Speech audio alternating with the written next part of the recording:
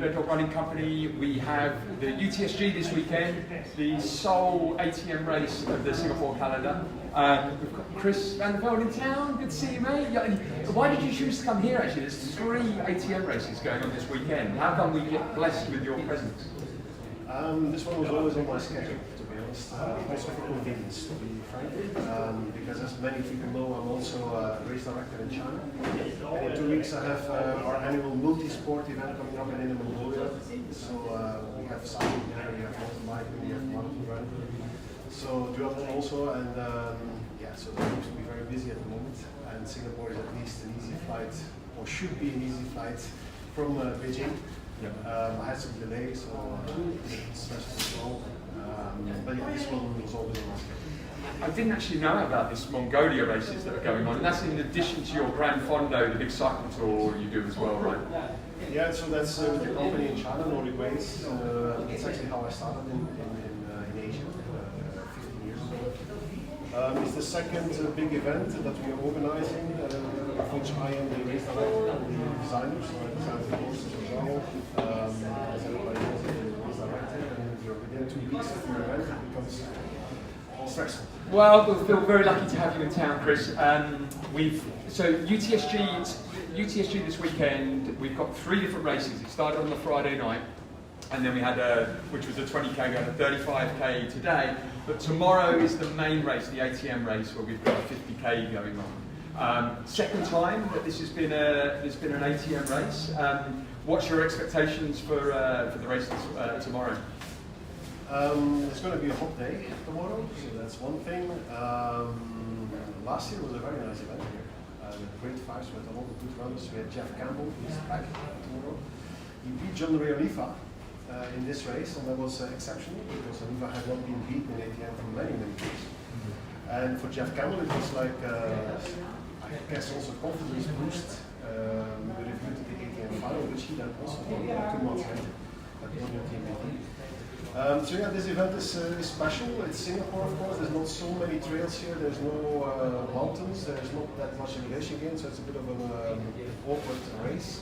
But because of the atmosphere and also the community here, which is very big and very enthusiastic about running, we're very happy that it also has points here. Yeah, we're happy to have you. We've don't have a massive amount of races here, so it's good to have one in the calendar as ATM for anyone chasing the points in Singapore. It makes it nice to have it on home turf, and as you say, getting the community together. There have been another couple of races this week, the same weekend as well, right? So we've had a race in Myanmar this weekend, as well as in Japan as well. Do you want to tell us what's been happening across the region? Yes, of course, second-hand information because I'm here. But Rashida Taman, so the 2023 ATM Champion, has won the Myanmar race on Mount Popa. It's near Mandalay. She won that race overall, so she's the first person to cross the finish line, so that's very nice. Also for Rashida, who's had a bit of a dip apparently at the end of last year, so now she's really back onto form, clearly. The men's race was won by Ted Ori. I'm not sure if I pronounced that correctly. He's a Burmese guy. He was third in Kario earlier this season in February, which was the first race in Myanmar. So the Myanmar scene is also positive. Very beginning. Also the second woman was 5th overall. So Yi Win, she was also third in Kario. So we see that there's something developing here. So that was Mount Popa, and then yesterday already had Deep Japan Ultra starting. We have 100 miles race there, which is still ongoing, but Hiroki Maeda is about to win that 100 miles race. And the 80-kilometer race had Hisashi Kitamura, who is very well known, of course, in ATM. He was leading the race for 50 kilometers, but then unfortunately he was sent in the wrong direction by a marshal apparently, and he lost so much time that he finished in 3rd place. Okay. So it's a bit unfortunate for him. The good news for Kitamura at least is that he's qualified for the ATM final because he still needs to have this race. Since he's back in Tokyo, he cannot race so often anymore in Southeast Asia, so it's a bit more difficult for him to qualify for the ATM Championship final, but easy. Yeah, well, obviously came second last year to Jeff, and an incredible finish at the final last year. So it looks like we're going to see the 2 of them battling it out in Vietnam for the final in October as well. So we've got some of the athletes we're going to chat to in a minute, but interested to hear from you how the season, kind of getting to the towards the end of the season, preparing for the final in Vietnam. How's the season gone, and who you kind of like tipped to be able to see at the final to be pushing the front of the race? It's been a great season so far, to be honest. We also have some new names coming to the fore. And then we have the established guard, like Jeff Campbell, like they're still on top. So if everybody can make it to Vietnam, we're going to try it on the 4th of October. It's going to be a very exciting race. 75 kilometers, a huge roll, about 4,000 elevations. So a little bit less than the last 2 years. It's also supposed to be more runnable. Which should be good for Campbell, Bacaneras. But we have newcomers as well, also in the female category. Priya is also very good as well. Rashida is also qualified with her victory today. Vanya, of course, after 7 podium places, maybe finally she can win it. She will unfortunately not be running tomorrow here in Singapore because she's still injured from Bali. Yeah. So yeah, it's all set to become very exciting. Let's not forget that in Vietnam we have also some new talent coming up. Last week in Malaysia, Trail the Grandmaster we had a Japanese win. Yeah. The 100K, Nguyen Phu, who is really keen on this ATM final. Yeah. Just Where's he based? He's from Balat. Okay, yeah, that's right. Yeah. Inspired by Alessandro Sherpa last week, so he saw Sherpa winning the Caldanfa Ultra in 2020. It was a candidate just before the Corona pandemic started. And Nguyen Phu, he's working there on a TV plantation, and he saw all these runners and he saw Sherpa. And that apparently inspired him to start training himself. And obviously he has talent. He's 31 years old, so still quite young, and he won the race. Had a good sing. By 40 minutes, so that's impressive. Yeah, it looked like Wilson had a tough day at the office last weekend because he was so good in Penang, right? Against him and Godwin came 1-2 there. Yeah, did he have a tough weekend in Gomba? Well, obviously, I mean, it was a tough race, and he was surprised that he finished second. But if you look at the times, he was still strong. Yeah. It's just that the Vietnamese guy was really outside.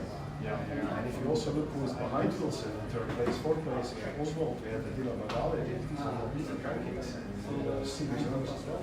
So Wilson was good, but new names coming up. Yeah.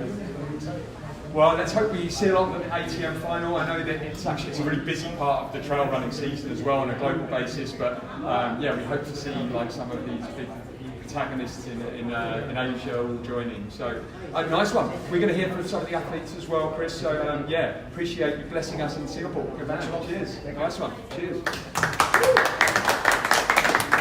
Excellent. So, we've got one mic between the 5 of us. So, I think actually we're going to be open. You can all hear us loud and clear anyway.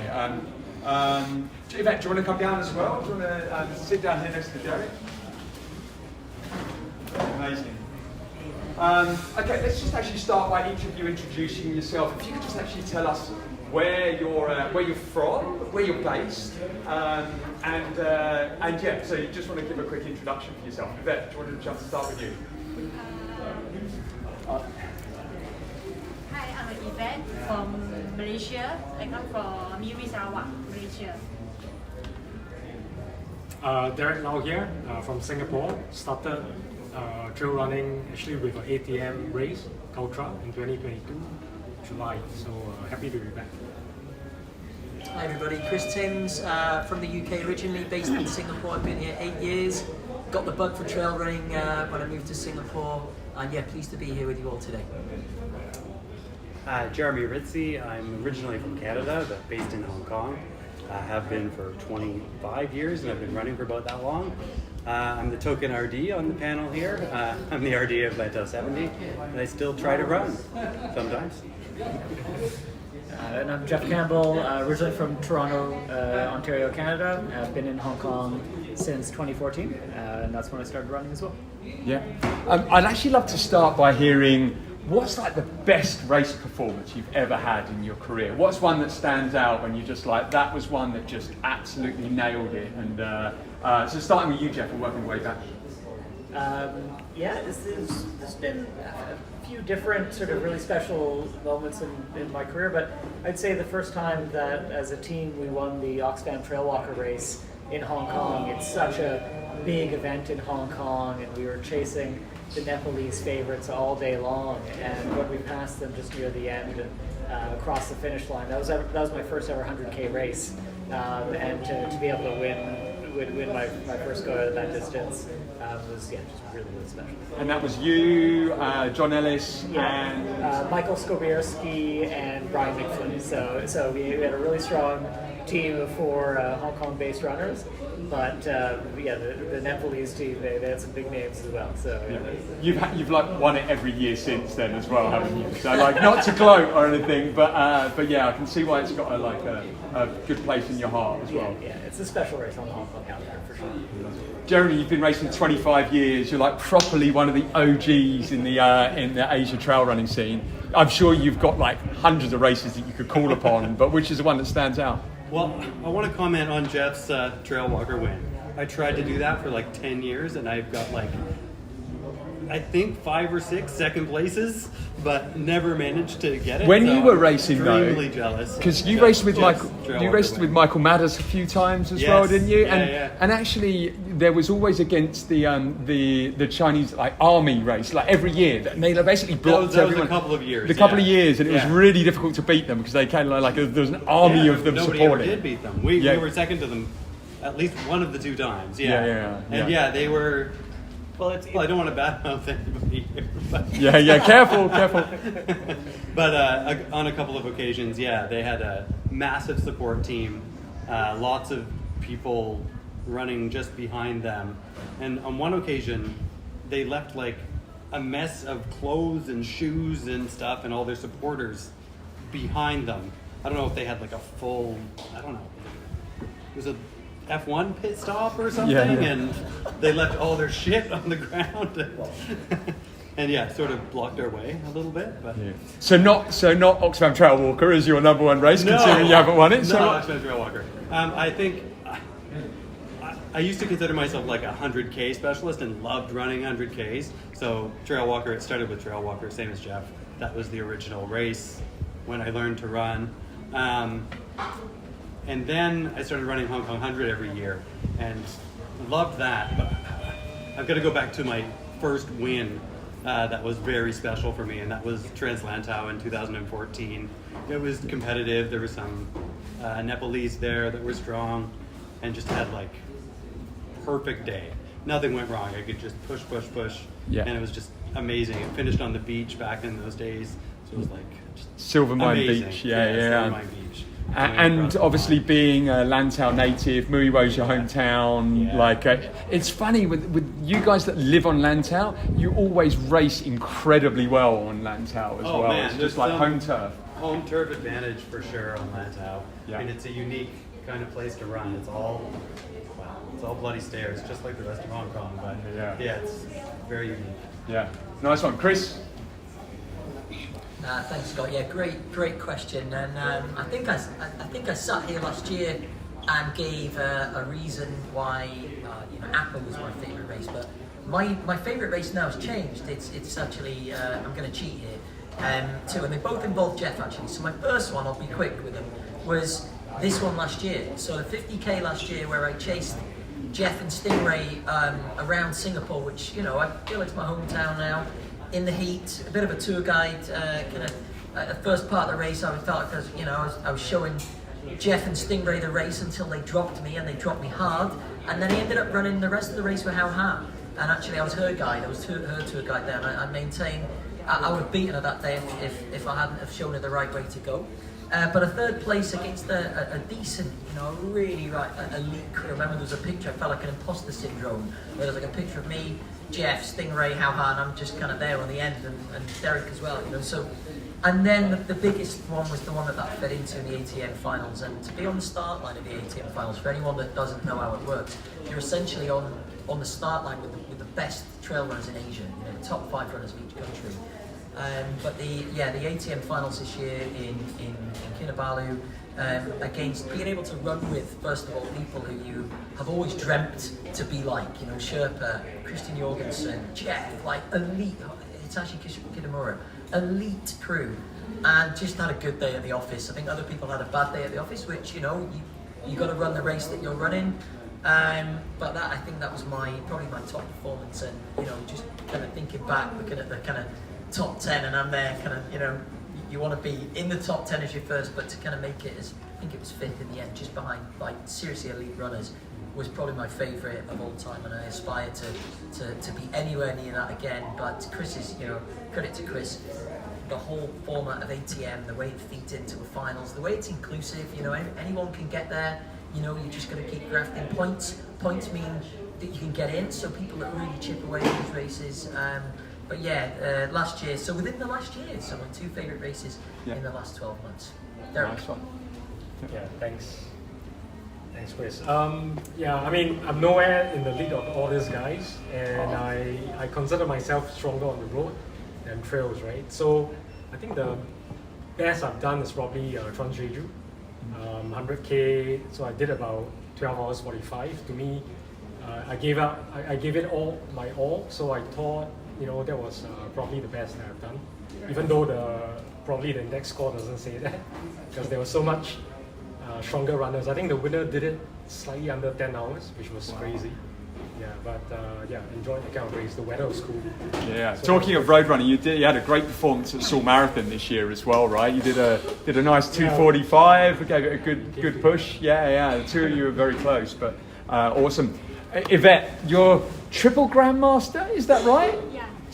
Amazing. So you have got a lot, and like this 50k tomorrow for you is just going to be like a walk in the park, considering you're like a miler and long distance expert. So yeah, what springs to mind when your favourite race performance? My favourite race, actually maybe it's cold.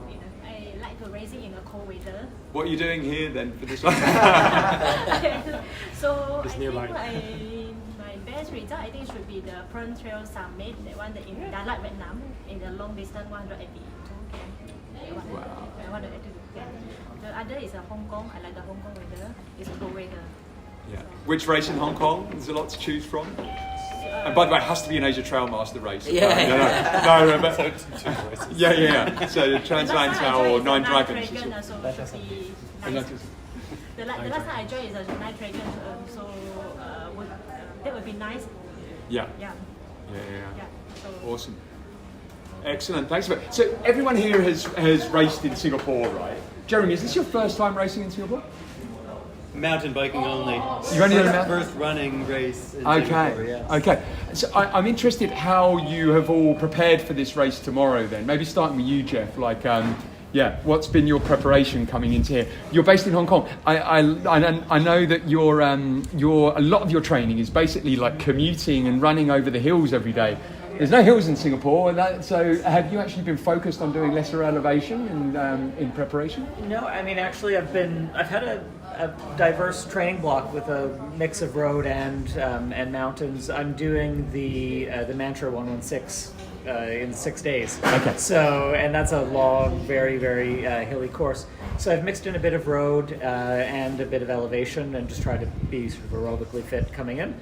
One of the things that I did is I arrived a little bit earlier than last year. Last year I came just the night before the race. So I did have a chance to recce a little bit of the course yesterday. So I think that's going to be probably the one of the determining factors tomorrow. Is there's some windy bits, and just making sure that you're paying attention and not losing your way. Yeah, I think that's like having run part of the course today and got lost. I think having like really prepped on the course, and for those of you running tomorrow, I really highly recommend analyze the course and just make sure that you've got it in your head what the exact route is, because it's going to be in Singapore we quite limited on the trails, so Eddie's had to like put in quite a few out and backs to be able to like get the distance and get the elevation. So just study that GPX before you get started. But thankfully it's been a bit hot in Hong Kong for the last few weeks, so I think in terms of the heat adaptation, hopefully that's going to be sorted. Yeah, awesome. Jeremy? Same. Luckily, being in Hong Kong over the last 6 weeks or so, being very well heat adapted, I feel better than usual anyway. I also showed up really early for this race. Not enough time to recce the course, but my MO is sort of show up 2 hours before the race starts in a country, and which you I did didn't last do that weekend, this right? time. You raced Gone Yeah. Back last weekend, and it was Yeah. the 50k was a 3 a.m. start. Yes, so airport, hotel for 10 minutes, start line. Okay. How did that work out for you? Not too bad, actually. Yeah. I had a lot of fun there last weekend. I've picked up maybe a niggle or two, so I'm not sure about that, but we'll see how it goes tomorrow. But to prepare for this race, I've actually run flat road for the first time in 10 or 15 years with some regularity lately. I'm, like Jeff, commuting from work, and I've been picking up Bowen Road, if you know it, in Hong Kong, about 2 or 3 times a week, which I've not really done in the past. So yeah, I feel like I can do this flat running thing, maybe. Yeah. We'll see about 50k, I'm not sure. In fact, like one of my other questions were like, if you were to choose the ideal terrain to race in, what would you choose? What would be like your perfect course? You're probably going to say the race that you're a director of is Lantau. Lantau 17. Definitely on But- Lantau. Yeah, Yes. yeah. Yeah. But I mean, So- Lantau's obviously quite diverse. You've got the Yeah. steps. You've got there's lots of bits where actually you can. The steeper, rougher parts. Yeah. Which The is more scrambling technical, the almost. better. So you would actually Yeah. like the scrambling piece. Yeah, yes. I've seen you So running last down. weekend I really liked. Just it wasn't quite hilly enough, but it was nice and technical Yeah. at comeback. Yeah. I've seen you bombing downhill before, Yeah. and you like the technical coming down. Yeah. Okay, my ideal race then, yeah. Yeah. Just top to bottom. Yeah. My climbing legs aren't what they used to be. Lantau Peak up Dog's Tooth Ridge or something. Yeah, start at the top of Lantau Peak. Yeah. Down Dog's Tooth. Perfect. Yeah. Okay, there you go. Let's there do you it. Thank you. Coming. That's the next race. May That's- 2026. Yeah. Let's go. Chris, I know that you're not running tomorrow. Obviously, suffering from a bit of an injury. But the same question to you then: what would be your absolute ideal trail running course, if you were to plan one? Okay, so similar to Deric actually, and a confession here, and Kris knows my deep secret here that I'm too quicker on the road than on the trails, and trails isn't my go-to kind of terrain actually. Having said that, I do have a perfect race that is not an ATM one, but it's one of my kind of up and down. It's a Langkawi 100, so it's in the night. So I love the night. Perfect for me is it's in the night. Okay, it's cooler. It's undulating. I don't actually like the flat, so I like a bit of undulation that you can runnable undulation if you like. And that kind of in the night, distance 100k. But in terms of back to Jeff's point about the prep, and I haven't prepped for this race, but there's so much prep that you can do offline. So it's not just about running the course. It's not just about the training that goes in. Actually, the analysis of checkpoints, planning your pace, what shoes to wear, where you're going to turn, all of those things, those intricacies, that finer detail. We talk about marginal gains actually, and that, knowing the course and kind of seeing the course before you run it tonight, spend an hour, get the GPX, get the little Google man, and drag him and do the course in your head before you do the course in reality. And that is a real get. That you'll be in a point tomorrow where you've seen it the night before, and you know where to turn, and you recognise that road, and you recognise that pipeline bit. But tomorrow's going to be great. I'm actually gutted I'm not running it. There's some really fun sections. That pipeline, the grassy pipeline, it's going to be wet, it's going to be boggy, it's going to be a bit of a mud fest, but it's going to be fun, right? That's why we do it. Maybe I am swaying a little bit more now to trails, but yeah, sorry I won't be there tomorrow, but I will be on the course throwing ice at people and bananas and all those other things, so good luck. Deric? Nice one. So how have you prepared for tomorrow, Deric? Obviously, you did Gone Back last weekend as well. Yeah, that's the right. 50 as well, and so how are the legs feeling after a week's taper? Yeah, I think the lactic acid is wearing off quite a bit. So just in time, but yeah, I have a 100 km race in 2 weeks' time, so I'm not going to go crazy. That will be in China. I think just running. I run commute to work as well. So I think that's very helpful. Just to get the aerobic fitness going. I think training it's as it is. Nothing special for this one.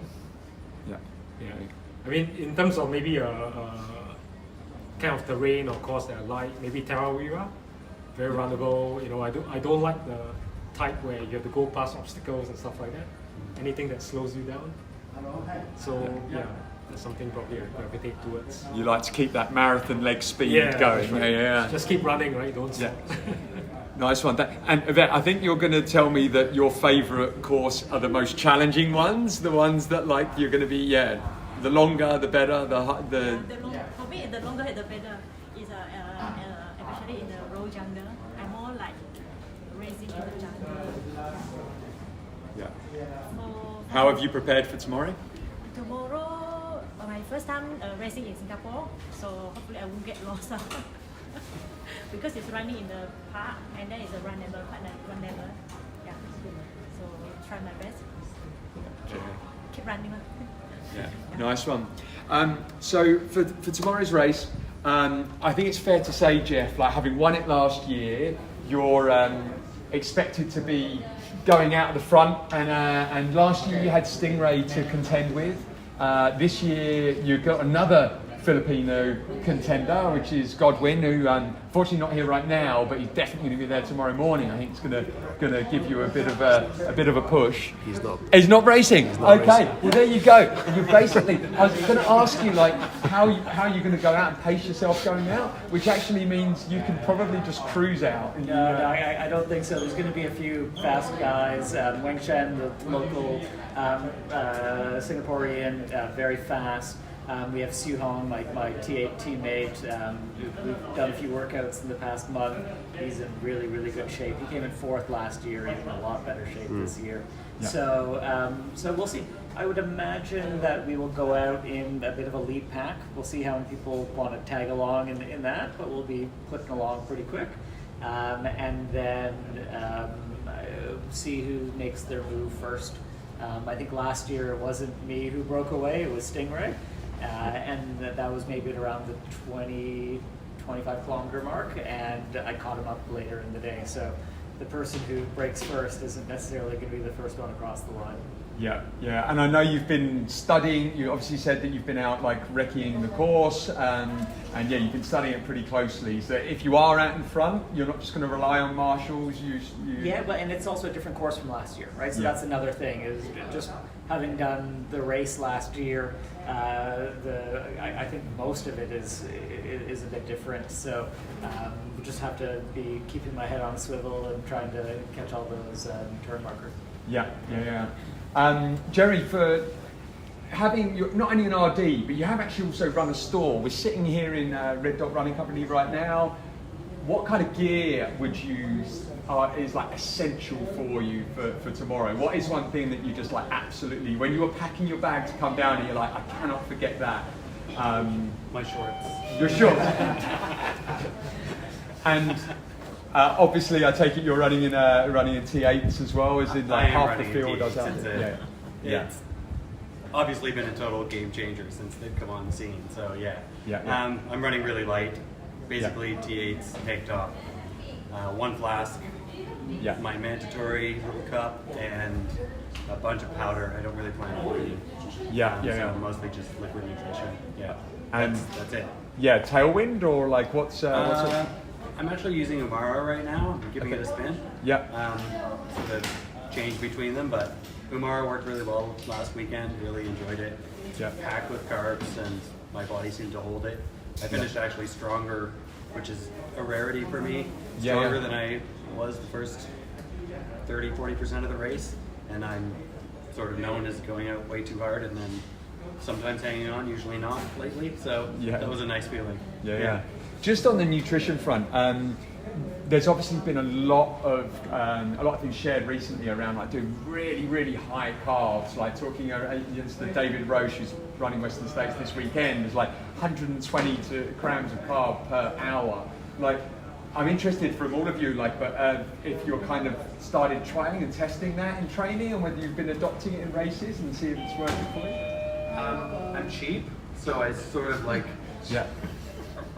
don't take enough nutrition during training, but I have started trying it in racing, which, I'm okay if I blow up, it's fine. Last week was really one of my first trials at that, and I wasn't super high carb, I wasn't like David Roche, at all, but I always used to say, stay between 50 and 60 an hour. And last weekend I probably was 70 or 80 an hour, and it really worked for me. So, very scientific, one race. Yeah. But still, it's something, And before we go to Kris and Deric and Yvette, I'm interested for you, Jeff. Like, have you like adopted the high carb strategy? I'm normally a 2 gels an hour kind of guy, so about 60 carbs an hour.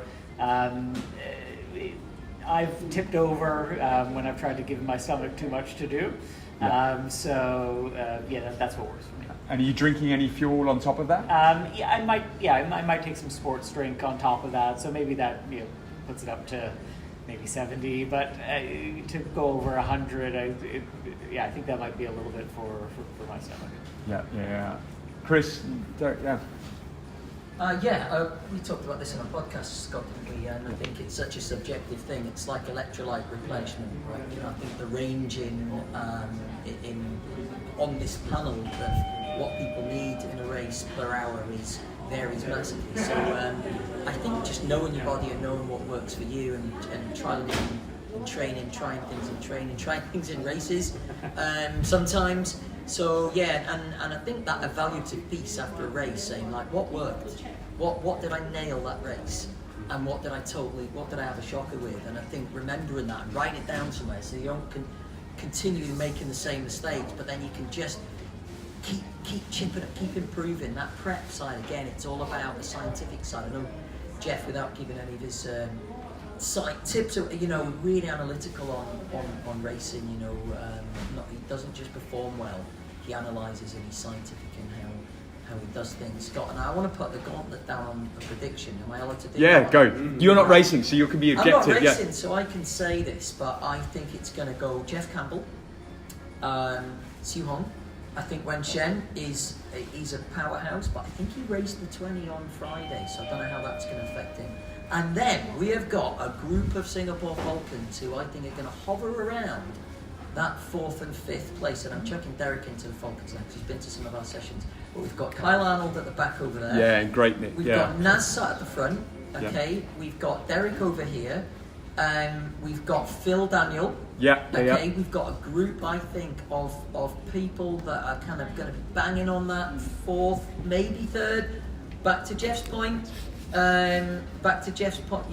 If you stay on course, you've got a good chance. And think about the prep element. If prepping allows you to have a better chance of staying on course, you see how it all fits together. So staying en route, picking the right shoes, that prep side sometimes makes the biggest difference. You could have done all the training in the world, be in the best shape you can be.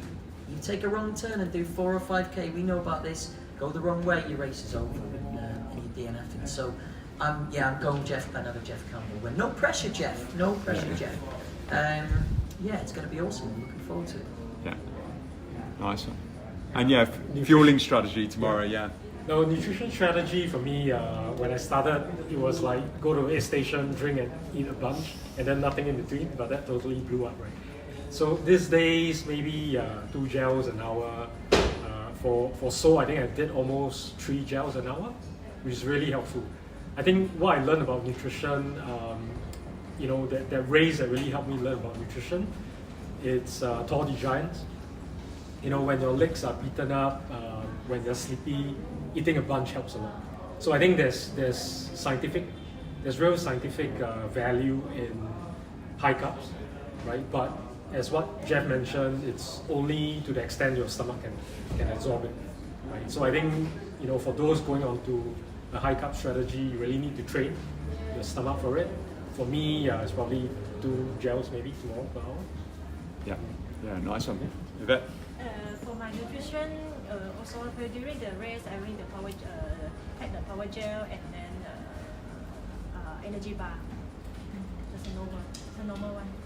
Normally training, I didn't take any nutrition. My power gel only during the race. I think if you're doing loads of gels during training, it just costs you a fortune in the end, doesn't it? So just training low, racing high, I think is a good way to do it. I'm interested around the trail running community in Singapore. I mean, a few of us are based here, but Yvette, yeah, I'd love to hear from you what your experience has been on the trail running community here in the little red dot.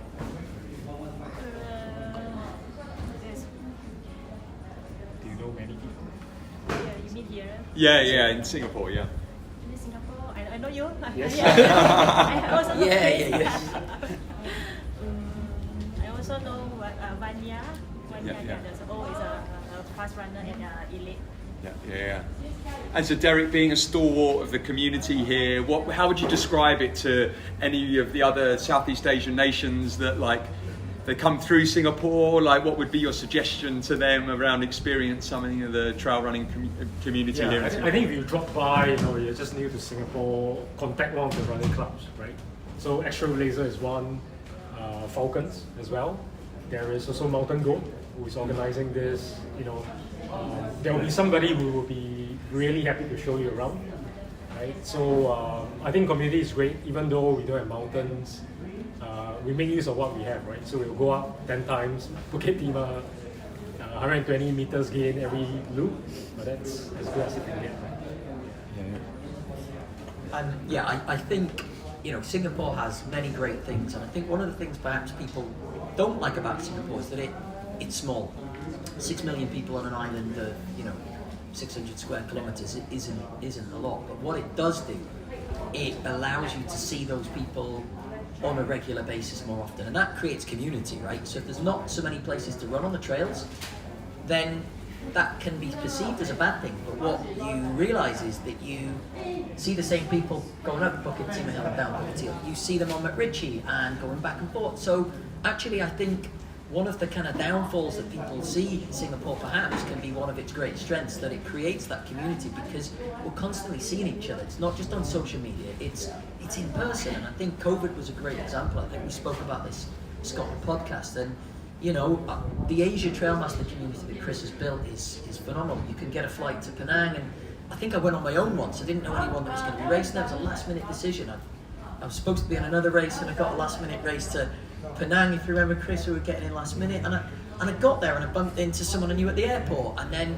I got a taxi with somebody to the race, and I got to the start, and that's what community is, right? It's feeling that you're part of a family, and I think we've got a great running family here in Singapore, and lots of them that connect trailblazers with Falcons, and we're not precious. We've got runners here that he's a trailblazer, but he's also a Falcon, and he's also a mountain goat, right?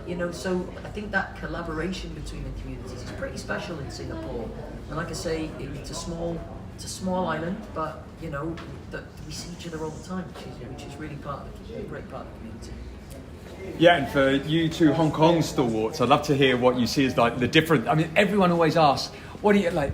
I lived in Hong Kong for 6 years, and people are like, oh, what do you prefer, Singapore, Hong Kong? Or what's the difference between the two? But as it pertains to the trail running community, what do you see as some of the key differences?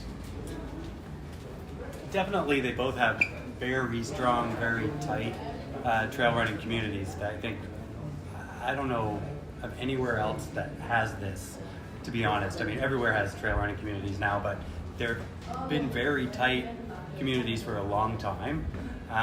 Singapore has always blown my mind just because, sorry guys, you have no mountains. Yeah. But for 20 years, there's been a huge community, a very passionate community. Like Jerry, whose shop we're in right now, I remember seeing her at UTMB 15, 18 years ago, and she's, meeting her, and it's like, where are you from? Oh, Singapore. It's like, what? And then, there's a whole bunch of us, we all run, and sort of known her on and off since then, and just what's been built here is mind-boggling. I don't know what the differences are, though. We have mountains. You don't. Yeah.